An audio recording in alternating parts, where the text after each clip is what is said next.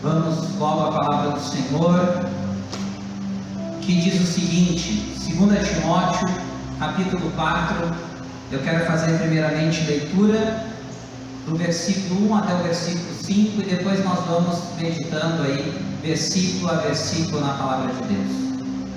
2 Timóteo, capítulo 4, do verso 1 ao 5, diz o seguinte: Na presença de Deus e de Cristo Jesus, que há de julgar vivos e mortos, por sua manifestação e por seu reino, eu o exorto solenemente: pregue a palavra, esteja preparado a tempo e fora de tempo, repreenda, corrija, exorte com toda a paciência e doutrina, pois virá tempo em que não suportarão a sã doutrina. Ao contrário, sentindo coceira nos ouvidos, juntarão mestres para si mesmos, segundo os seus próprios desejos. Eles se recusarão a dar ouvidos à verdade, voltando-se para os mitos. Você, porém, seja moderado em tudo, suporte os sofrimentos, faça a obra de um evangelista, cumpra plenamente o seu ministério. Até aqui, palavra do Senhor, que eu intitulei essa palavra que Deus colocou aí no meu coração para estar dividindo com a igreja, com o seguinte título: a importância das doutrinas bíblicas. Entre outras coisas, essa passagem ela vai evidenciar a importância das sãs e boas doutrinas bíblicas. Amém, amados? Vamos lá, eu gostaria de fazer a leitura novamente do versículo 1, que diz o seguinte: na presença de Deus e de Cristo Jesus, que há de julgar os vivos e os mortos, por sua manifestação e por seu reino, eu o exorto solenemente. Primeira consideração que eu quero fazer aqui: 2 Timóteo é uma das 3 cartas pastorais, que muito bem os teólogos há muito tempo classificaram como cartas pastorais. Nós temos essas 3 cartas, são 1 Timóteo, 2 Timóteo e Tito. São cartas canônicas, bíblicas, que o apóstolo Paulo escreve originalmente para Timóteo e para Tito, que eram 2 pastores, 2 líderes da igreja primitiva naquela época. E entre tantas coisas maravilhosas que nós aprendemos da parte de Deus nessas cartas, nós vamos ter talvez as principais diretrizes, o principal caminho para o pastorado, para o presbitério, para o diaconato. Nós vamos ver orientações da questão eclesiástica, da organização eclesiástica, Paulo escrevendo a esses líderes, inspirado pelo Espírito Santo, é bom lembrar, e também tantas outras lições teológicas e principalmente de organização e de como um obreiro de Deus deve proceder. Então nós temos essa aqui, que é a segunda das 3 cartas pastorais, que originalmente então Paulo escreve aqui a Timóteo. Segunda consideração: nesta introdução Paulo ele reafirma sua autoridade apostólica e exorta Timóteo a seguir as instruções que ele vai dar a seguir. Veja que ele relembra Timóteo da sua autoridade apostólica, quando ele diz, na presença de Deus e de Cristo Jesus. Ele está afirmando a sua autoridade como apóstolo, como um dos líderes da igreja naquela época, como inspirado por Deus para escrever. Então, e ele vai dizer no fim ali nesse versículo, vai dizer: eu o exorto solenemente. Então é uma introdução aqui que Paulo está falando a Timóteo, está fazendo a Timóteo, para aquelas coisas que na sequência nós já vamos ver, ele vai estar então ensinando a Timóteo e que também são ensinamentos para nós. Vamos lá, verso 2 então, quando Paulo vai começar o desenvolvimento então dessa mensagem para Timóteo. Versículo 2 diz o seguinte: pregue a palavra, esteja preparado a tempo e fora de tempo, repreenda, corrige e exorte com toda a paciência e doutrina. Então aqui Paulo começa a discorrer sobre aquilo que ele queria ensinar a Timóteo. Primeira consideração aqui. A ordem de Paulo é bem clara. Ele já começa, ele está no imperativo. Ele começa dizendo: pregue a palavra. Pregue a palavra. Então Paulo já começa dizendo qual é o conteúdo principal daquele ensinamento. Pregue a palavra em todas as ocasiões, com a tríplice finalidade. Qual é a tríplice finalidade que ele diz aqui? Repreender, corrigir e exortar. É o que está ali no texto. Pregue a palavra em todo o tempo, em todas as oportunidades que surgirem, para correção, para repreensão e para exortação. Aleluia. Amados, aqui eu quero abrir um parênteses já para fazer uma breve aplicação sobre, agora para os pregadores. Eu quero me dirigir aos pregadores da palavra de Deus. E nós estamos aqui num culto de ensino, tem muitos pregadores e pregadoras. Veja bem, pregue a palavra com esse propósito tríplice aqui, nesse momento. Amados, eu quero dividir com vocês algo que há muito tempo eu venho buscando e me aperfeiçoar e buscar mais de Deus e de tudo que é possível, todos os recursos possíveis para pregar a palavra de Deus com excelência, com unção, com poder, com fidelidade. Há algum tempo atrás eu li um livro do reverendo Hernandes Dias Lopes sobre pregação expositiva, e a base que ele sustenta da boa pregação bíblica, a pregação expositiva, ela tem 3 pilares. E esses 3 pilares, segundo ele, todo o livro, todo o ensinamento são baseados nesses 3 pilares: ler, explicar e aplicar. Eu vou rapidamente explicar o que é esse ler, explicar e aplicar, a qual ele se refere. Eu aqui estou dando as devidas referências aonde é a fonte. Ler o que? Ler o texto bíblico. É necessário aos pregadores lerem o texto bíblico na igreja. É necessária essa leitura bíblica. Não adiantava eu chegar aqui e dizer: eu vou pregar sobre 2 Timóteo 4, 1 e 5, que diz assim, assim, assim, assim, assim. Eu vou resumir para vocês. Não, nós temos que ler a palavra de Deus. Então é necessária a leitura da palavra de Deus. Segundo ponto, explicar o quê? Explicar o contexto bíblico, explicar a palavra de Deus, explicar o contexto original em que isso aconteceu, quem escreveu, para quem escreveu, por que escreveu, o que esse texto ensina. Por isso que eu fiz essa breve introdução, e elas são necessárias, porque é necessário explicar o que a palavra de Deus ensina, dentro daquele, à luz do seu contexto, à luz da boa hermenêutica, da boa explicação bíblica. E o terceiro ponto, e não menos importante, aplicar. Porque é importante a leitura bíblica, é fundamental a explicação do texto bíblico, mas de nada serve se não for aplicado para os nossos dias.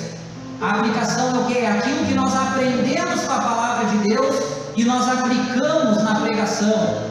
Isso foi assim, a leitura, o ensinamento bíblico, mas isso para nós serve disso. Isso significa que nós temos que fazer isso ou não temos que fazer aquilo. É necessário as aplicações práticas, porque de nada adianta a gente só ler e explicar o contexto bíblico e não trazer para a nossa realidade, para o nosso dia a dia, de forma simples, prática e eficaz. Aleluia. Então eu fecho esses parênteses aqui e fica essa dica, esse ensinamento aí para os pregadores da palavra de Deus. Segundo ponto aqui ainda sobre o texto. Primeiro, Paulo diz: pregue a palavra para corrigir, para confrontar, para exortar, com paciência e doutrina. Agora é como? Ele primeiro diz o que deve ser feito e com qual intenção deve ser feito, e agora ele conclui dizendo: com paciência e doutrina. E eu acrescentaria aqui, parafraseando aqui Paulo, com sabedoria e boa doutrina. Nós temos que fazer isso com sabedoria, com paciência, não de forma agressiva.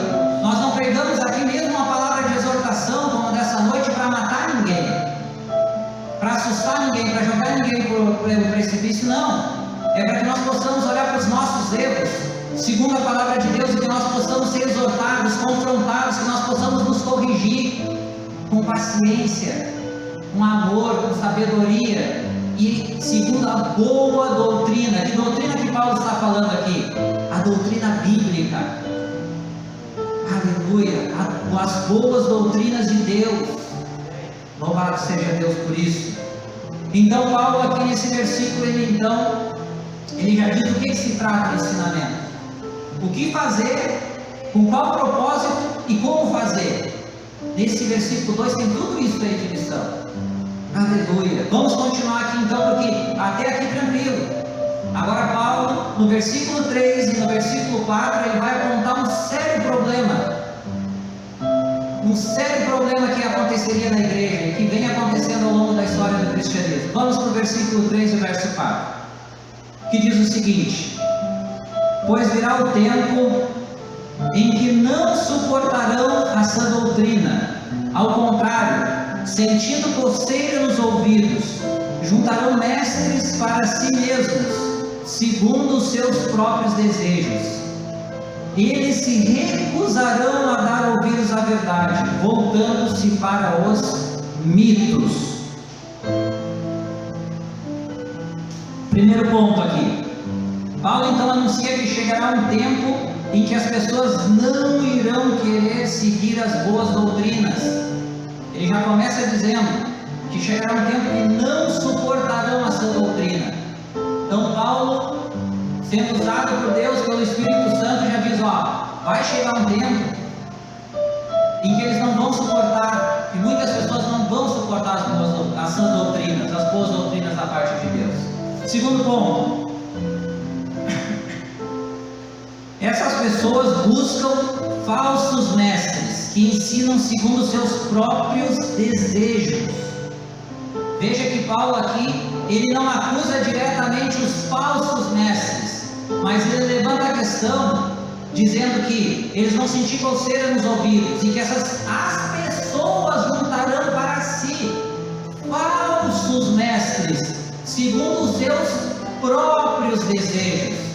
Então aqui é necessário fazer a meia-culpa, porque é muito comum, e de fato não é errado no todo, atribuir culpa a pastores, a líderes, a pregadores que se desviam da verdade e que pregam a verdade em benefício próprio, para ter mais seguidores, para ganhar mais dinheiro, e colocar toda a culpa neles. Não, a palavra de Deus é clara aqui que as pessoas que vão ouvir e seguir aqueles falsos mestres, aqueles falsos líderes, são tão culpados quanto eles, porque são pessoas que sentem coceira no ouvido, não querem vir aqui no culto de ensino e ouvir a palavra de Deus, querem só o amor, só a graça, só as bênçãos, só o retorno, e não querem cumprir com os mandamentos de Deus, e não querem andar no caminho de Deus.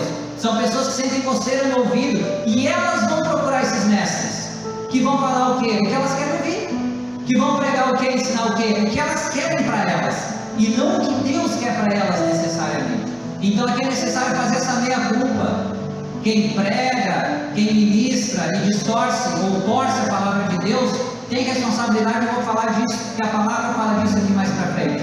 Mas quem senta e ouve também tem responsabilidade, porque essas pessoas também têm Bíblia, essas pessoas também têm uma comunicação direta com Deus, porque existe um único mediador entre Deus e os homens, o Senhor Jesus Cristo. Nós temos acesso direto ao Pai e temos acesso à sua palavra. Então é necessário fazer essa meia-culpa. Aqui Paulo deixa claro que as pessoas procurariam esses falsos mestres. Tem uma frase que eu quero deixar para encerrar esse ponto bem rapidinho: falsos cristãos procuram falsos profetas. Eu vou repetir isso aqui, eu escrevi meditando. Falsos cristãos procuram falsos profetas. Mais um ponto aqui ainda: essas pessoas dariam ouvidos a todo tipo de heresias, de falsas doutrinas. Fica claro aqui também no texto que essas pessoas se deixariam levar por todo tipo de heresia, de falsa doutrina. Por quê? Porque elas não estariam realmente preocupadas em conhecer a verdade de Deus, em conhecer e praticar o que a palavra ensina, e sim buscar apenas aquelas coisas que se beneficiam. Apenas pessoas que não estão preocupadas com as boas doutrinas, que para elas tanto faz se a igreja, a instituição religiosa cristã que elas congregam, zela por boas doutrinas, ensina a palavra de Deus, tem culto de ensino, tem amor pela palavra, zela pela palavra. Para elas o que importa é que aquelas pessoas que estejam ali preguem o que elas querem ouvir, prometam para elas o que elas querem receber.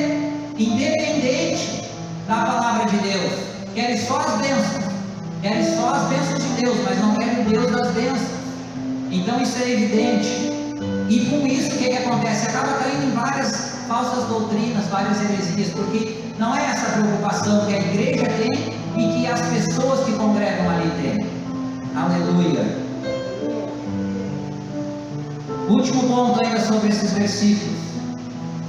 Desde os tempos dos apóstolos até os nossos dias, essa é uma realidade na igreja.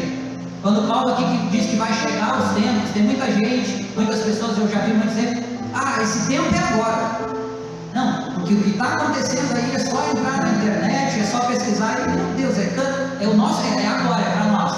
Deixa eu dizer uma coisa para vocês aqui, esse tempo é todo o tempo da história da igreja. Se vocês forem estudar a história da igreja, isso é fundamental, é uma coisa maravilhosa quando a gente estuda a história da igreja, vai ver que em todo o tempo da igreja, desde o tempo dos apóstolos, desde a igreja primitiva, a igreja tinha vários problemas, enfrentava vários problemas de falsos profetas, de falsos cristãos, que torciam a palavra, que implantavam heresias no meio da igreja. Quer uma prova disso? Olha, eu vou chutar assim, mas talvez 60, 70% do conteúdo do Novo Testamento, como especificamente das cartas apostólicas para frente, que é os evangelhos mais contam a história de Jesus, é exortando a correção de problemas que existiam na igreja lá no primeiro século. Tem cartas que praticamente é só exortação, é só ensinamento. E ensinamento para quê? Porque existiam esses problemas lá. E os apóstolos, os líderes da igreja usados por Deus já combatiam isso lá. E é um exemplo, duas lições nós tiramos disso. Que não é um privilégio nosso, um mau privilégio, né? Um tempo onde tem muitas dessas coisas, mas é algo que acompanha a história da igreja. E que Deus levantou grandes homens, desde o período apostólico, para combater essas heresias. É só ler a Bíblia, leiam as cartas apostólicas, leiam o livro de Atos dos Apóstolos, e vocês vão ver que é desde lá, e leiam a história da igreja. Então, da igreja primitiva até os nossos dias, é a história também dos desvios, das heresias, das sementes lançadas por Satanás para desviar a igreja. Então, não é algo que é só dos nossos dias, amado, é algo que vem acompanhando a história da igreja. Verso 5. Versículo 5, Paulo então ele vai trazer todas essas questões e vai dizer como Timóteo deve proceder. Timóteo, prega a palavra, corrige, exorta, confronta, com paciência e boa doutrina, porque vai ser tempo que vai estar cheio de falso profeta. Aí ele vai dizer, mas você. Agora no versículo 5, Paulo vai dizer como deve ser o comportamento de Timóteo e do nosso líderes, pregadores, pastores, lideranças, pessoas que exercem influência e usam o altar para pregar a palavra de Deus. Verso 5: você, porém, seja moderado em tudo, suporte os sofrimentos, faça a obra de um evangelista, cumpra plenamente o seu ministério. Quando Deus usa o apóstolo Paulo para dizer você, Timóteo, ele está dizendo para nós, você Marco, você Felipe, você pastor Paulo, nós, todos os anunciadores do Evangelho, é isso que nós temos que fazer. Primeira consideração aqui, Paulo reafirma a Timóteo a instrução dada no verso 2. Qual foi a instrução do verso 2? Pregue a palavra. Anuncie o Evangelho, que ele vai dizer, né? Faça a obra de um evangelista. Por que eu estou dizendo que ele está repetindo o verso 2? O que o evangelista faz? Prega o Evangelho, prega a palavra. Paulo vai lembrar o que ele já escreveu antes ali, ó. Prega a palavra, anuncia o Evangelho, deixa esses aí fazer, eles ajuntar os falsos mestres, ajuntar os falsos cristãos, deixa eles lá, prega a palavra, faça a obra de um evangelista. Segundo ponto, Paulo também ensina a responsabilidade dos líderes da igreja em ensinar as boas doutrinas bíblicas e refutar as heresias que entram na igreja.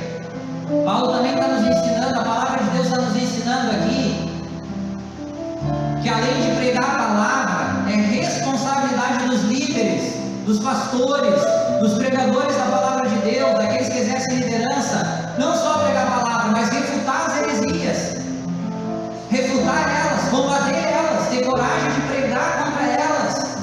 É isso que é o nosso papel. Até porque, amados, deixa eu dizer uma coisa para vocês, se vocês não sabem, talvez todos saibam, mas se não sabem, vou contar uma coisa para vocês. Vocês sabiam que a medida que Deus vai medir aqueles que ensinam é maior do que a dos outros cristãos? Pois eu vou provar para vocês que é, para não dizer que é heresia, eu vou usar a palavra de Deus. A responsabilidade daqueles que ensinam na igreja é maior do que os outros cristãos. Tiago, capítulo 3, e versículo 1, diz o seguinte: meus irmãos, não sejam muitos de vocês mestres, não sejam muitos de vocês mestres, pois vocês sabem que nós, os que ensinamos, seremos julgados com maior rigor. Nós, os que ensinamos, seremos julgados com maior rigor, é a palavra de Deus. Por que é isso? Porque aqueles que ensinam, primeiro tem que aprender. Ninguém ensina aquilo que não aprende. Eu sou professor, a minha profissão é professor, mas eu jamais seria um professor se antes eu não tivesse aprendido. Como é que eu vou ensinar aquilo que eu não aprendi? Então as pessoas que ensinam na igreja, os líderes, os pregadores, os pastores, eles têm o conhecimento da palavra de Deus. Aqueles que têm o conhecimento da palavra de Deus em relação ao que está sendo ministrado aqui, a palavra de Deus, eles têm duas escolhas. Eles podem se esforçar para serem fiéis à palavra de Deus e de ensinar na igreja a palavra de Deus com fidelidade e as boas doutrinas, ou procurar as pessoas que têm coceira no ouvido e entregar para elas aquilo que elas querem receber, porque elas vão dar aquilo que eles também estão procurando receber. Então, a régua é mais alta ali para quem ensina. Pregadores, todos nós que pregamos e ensinamos e dirigimos e conduzimos alguma coisa na obra de Deus, a nossa régua está mais alta, porque nós somos detentores do conhecimento. E cabe a nós ser fiel ou torcer para agradar as pessoas, ou ser fiel para agradar a Deus. E no momento que nós somos fiel para agradar a Deus, pregando com integridade, Deus, Ele nos abençoa e abençoa as pessoas que estão ouvindo a palavra. Aleluia. Amados, eu quero iniciar a conclusão dessa mensagem, que em 3 pontos será a conclusão dessa mensagem, sendo que o segundo ponto vai ser onde eu vou investir um pouquinho mais de tempo. Primeiro ponto: a história do cristianismo tem sido também a história das heresias. Jesus e os apóstolos ensinaram que surgiriam falsos profetas e falsos cristãos, como eu já falei aqui na pregação. Tanto Jesus quanto os apóstolos nos orientaram. Jesus também falou, não foi só os apóstolos, sobre falsos mestres, sobre falsos cristãos. Jesus não disse lá, certa vez, muitos naquele dia vão dizer: Senhor, mas eu não preguei em teu nome, eu não expulsei demônio em teu nome, eu não operei curas, milagres em teu nome. O que Jesus vai dizer? Afasta de mim, eu não vos conheço. Por quê? Porque eram falsos mestres. Então, os apóstolos, a palavra de hoje, tantas outras passagens do Novo Testamento indicam para isso, nos ensinam isso. Então a gente está bem avisado. Cabe a nós procurar sempre seguir a vontade de Deus, congregar numa igreja bíblica que preza pela Bíblia, pela palavra de Deus, pela pregação da palavra de Deus. Aleluia. Amados, bem rapidinho, as heresias para ilustrar para vocês aqui, que é desde lá do começo, como eu falei, e hoje eu vejo muitas pessoas dizendo: não, mas é nos dias de hoje, antes não era assim. Ah, mas se, quantas vezes eu já ouvi, talvez vocês também, pastor Paulo, ah, mas se fosse nos tempos dos apóstolos, ah, mas daí a igreja não era assim. Ah, se fosse nos tempos dos apóstolos. Não, era tão complicado como a gente. Lá no primeiro século, e muitos dos autores bíblicos do Novo Testamento, das cartas aqui em especial, alertaram sobre um problema que já tinha na igreja no tempo dos apóstolos, que era o gnosticismo. O gnosticismo era um desvio teológico. O gnosticismo, ele tem a raiz helênica, grega, na filosofia grega, anterior ao cristianismo. E no gnosticismo, tinha uma lógica, existia um dualismo. O corpo, a matéria, era sempre mal, e a alma é sempre boa. E o que acontece? Muitos desses gnósticos se converteram ao cristianismo, mas o que eles começaram a fazer? Tentar casar cristianismo com gnosticismo. Para isso eles alteravam alguns dos ensinamentos dos apóstolos, e nós vemos no Novo Testamento vários apóstolos, João, Pedro, Paulo, combateram o gnosticismo no texto bíblico. Por quê? Talvez vocês nunca pararam para pensar por que tantas vezes eles falam, eles reafirmam que Jesus ressuscitou em corpo, porque isso era um ensinamento torcido pelos gnósticos. Bem rapidinho aqui para encerrar. Os gnósticos, num primeiro momento, eles diziam que depois que João Batista batizou Jesus Cristo, e aí ele começa o ministério público a realizar milagres, que depois dali Jesus não tinha mais um corpo, ele era só um espírito, que se transfigurava para as pessoas. E aí os cristãos gnósticos começaram a ensinar isso, e os apóstolos vão combater isso. Depois que eles foram refutados nesse ponto, mais ali na frente um pouquinho, eles mudaram a estratégia. Aí eles começaram a reconhecer que depois do batismo Jesus continuou no corpo humano, mas aí eles começaram a ensinar que quando Jesus foi crucificado lá na cruz, que depois da ressurreição de Cristo era só em espírito, não foi em corpo, que era um espírito que se transfigurava para as pessoas, e eles foram combatidos. Quantos textos bíblicos, para e pensa aí, quantos textos bíblicos do Novo Testamento falam que Jesus ressuscitou, que a nossa fé em Cristo verdadeira está condicionada na crença que Jesus morreu na cruz pelos nossos pecados e que ressuscitou em corpo ao terceiro dia, e andou entre os apóstolos, seus discípulos, e depois ascendeu aos céus. Por que eles escrevem isso? Já para combater o gnosticismo, as heresias que já entravam na igreja naquele momento. Amém, amados? Vamos para o segundo ponto aqui da conclusão. Esse aqui eu vou investir um pouquinho mais de tempo, trazendo então as aplicações lá, como eu disse, né? Foi dito desse, foi explicado desse, agora vamos para as aplicações aqui, para os nossos dias. Atualmente existem diversas heresias nas igrejas, entre elas estão as que se originam, vejam bem, que se originam do legalismo religioso e, de outro lado, oposto do liberalismo religioso, ou do liberalismo teológico, como é denominado mais comumente. De um lado, o legalismo religioso, de outro lado, os dois extremos, o liberalismo religioso.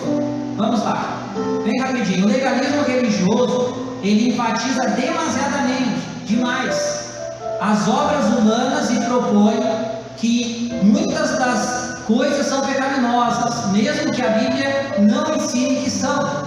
O que é o legalismo religioso? Um exemplo bíblico: os fariseus. Quando Jesus tantas vezes combateu os fariseus, quem eram os fariseus? Eles eram judeus, eles eram extremamente religiosos, ortodoxos, religiosos demais. Quantas vezes Jesus se pegou lá com os fariseus em discussão? Porque eles eram legalistas religiosos, sabe por quê?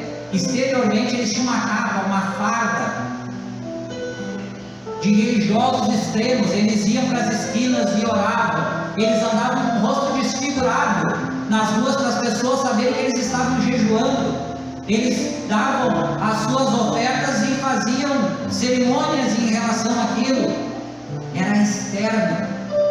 Os fariseus, eles eram uma conversão, eram religiosos externos, que internamente eles estavam apodrecidos, eles não tinham Deus no coração, eles não tinham temor de Deus, eles não tinham amor a Deus. Então o legalismo religioso é assim, ainda tem nos dias de hoje. É aquelas igrejas, aqueles líderes que tudo é pecado, mesmo que a Bíblia não tem respaldo para dizer que é pecado. E aí vem, e eu respeito, vou dizer que eu respeito a questão dos usos e costumes, jamais vou discutir isso em relação às igrejas, cada igreja tem as suas regras, e que muitos usam, e não, isso é uso e costume, não é doutrina, e realmente existe diferença entre uso e costume e doutrina, mas dizem que é uso e costume, mas na prática é como se fosse doutrina, porque certas coisas que Deus nos liberou para fazer e que estão no respaldo da palavra, eles dizem que não pode, com uma capa de uso e costume, mas na prática, se tu fizer, está errado. A baliza é a palavra de Deus. Então são esses extremistas religiosos que tudo é pecado. E se tu tropeçou aqui e falou, machuquei o dedo, não, ó, tem que arrepender na mesma hora, você não vai para o inferno. Tudo é pecado. Então o legalismo religioso é um problema na igreja. Sabe por quê? Que Cristo ele nos libertou para ser livre em Cristo, não para ser acorrentado.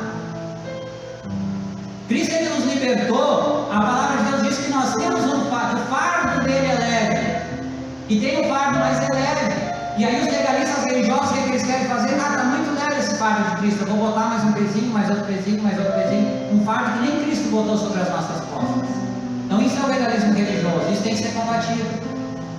Segundo ponto é o liberalismo teológico, que defende uma falsa liberdade, aí é o outro extremo, que leva à libertinagem. Nele surgem várias teologias, surgem várias teologias, como teologia da graça barata, da confissão positiva, da prosperidade, e agora está na moda a teologia do coaching.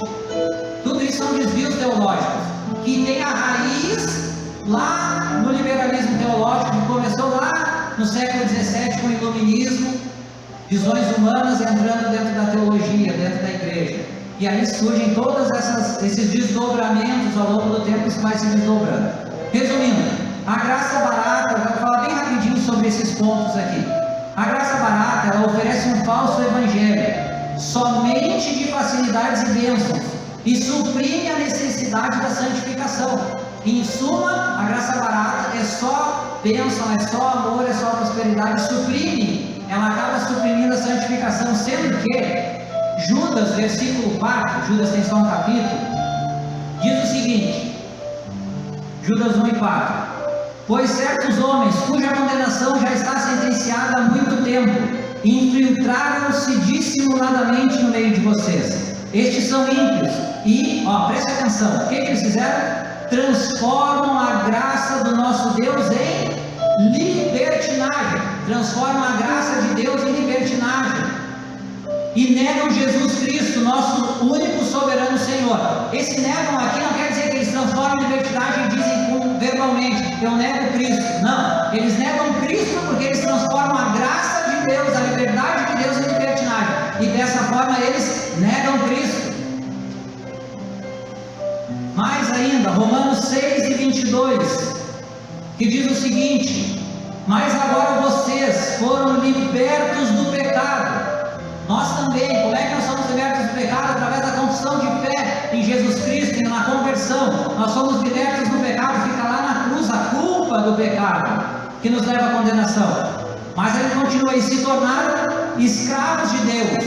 Quem se converte tem que virar escravo de Deus, não tem outro caminho. Desconfie de conversão de quem se converte e não vira escravo de Deus. De quem se converte e continua andando segundo o curso desse mundo, em libertinagem. Mas um dia eu confessei Cristo como Salvador, e os meus pecados estão lá na cruz, então agora vai tudo com Cristo, eu posso fazer o que eu quiser. Nós temos que virar escravos de Deus. E continua o texto, o fruto que colhe, quem é escravo de Cristo, leva à santidade. A santidade é o caminho estreito. Quando Jesus diz que largo é o caminho que leva para a perdição, estreito, o caminho que leva a Deus, que leva ao céu é estreito, é o caminho, esse caminho tem um nome, santidade, é o nome desse caminho. E veja bem aqui, nesse sentido, a salvação é progressiva. Sabemos que a salvação é pela confissão de fé em Jesus Cristo, mas em um segundo sentido ela é progressiva. Olha o que o texto diz, e o seu fim é a vida eterna. O caminho da salvação passa pela santificação, passa por uma vida de busca de santidade, de busca da palavra de Deus e de andar nos caminhos do Senhor. Aleluia. Amados, já a confissão positiva, que já é mais para frente, é meados do século XX, ela vem da confissão positiva, vem a prática do determinismo, e a prática do determinismo é uma heresia. Eu vou falar aqui, vou repetir, a prática do determinismo é uma heresia, que vem da confissão positiva. Por quê? Vou ilustrar bem rapidinho. O determinismo é aquelas frases que entram na igreja, tipo, decreta, declara, determina, do homem em direção a Deus. Agora vamos ver, amados, nós estamos vivendo agora um período de pandemia, onde tem muitos decretos. Por exemplo, quem é que decreta? o presidente, os governadores e os prefeitos. O que eles são? Autoridade. É para quem o decreto, para quem está submisso a eles. Nós somos submissos às autoridades. Esse é o nosso sistema político. Essa é a nossa organização. Decreta quem tem poder, autoridade. Se submete quem é submisso, quem está debaixo do decreto.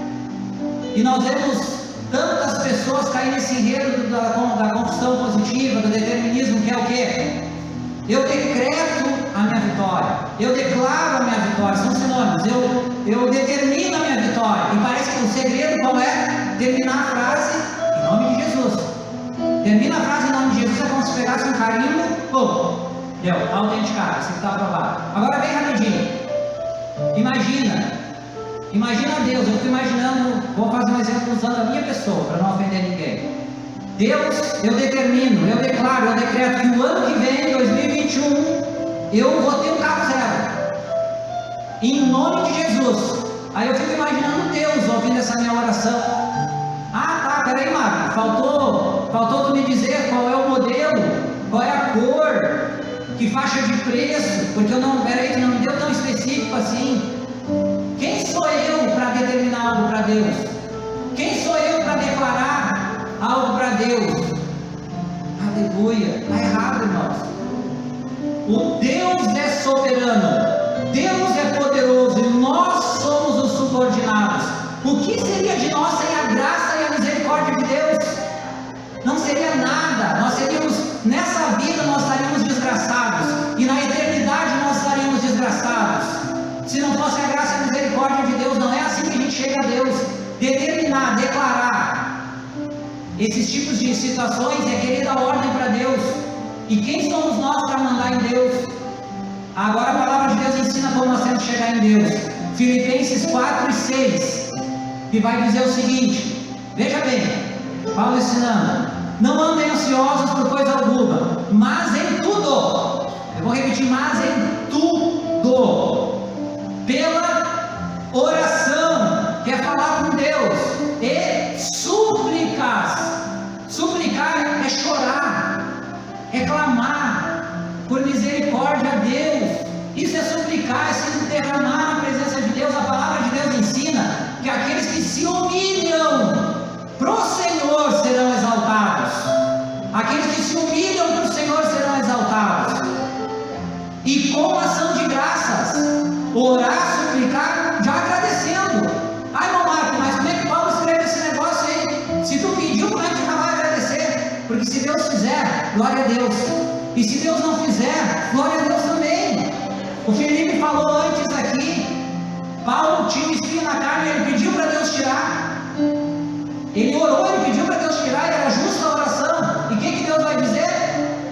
Eu não vou tirar, para que tu não te ensoberbeça tamanho as revelações que eu te dei, mas a minha graça, a graça de Deus, a minha graça te basta, porque é na fraqueza que o poder se aperfeiçoa. Aleluia! A graça de Deus nos basta. E nós temos que saber o sim e o não de Deus com ação de graças. E ele termina dizendo: apresente seus pedidos a Deus. Então é assim que nós temos que apresentar nossos pedidos a Deus, em tudo com oração e súplicas. Dou um conselho para vocês: leiam o livro de Salmos. O livro de Salmos é um manual de como se dirigir a Deus. Eu estou fazendo uma leitura há algum tempo, uma releitura do livro de Salmos, do capítulo 1 até o fim.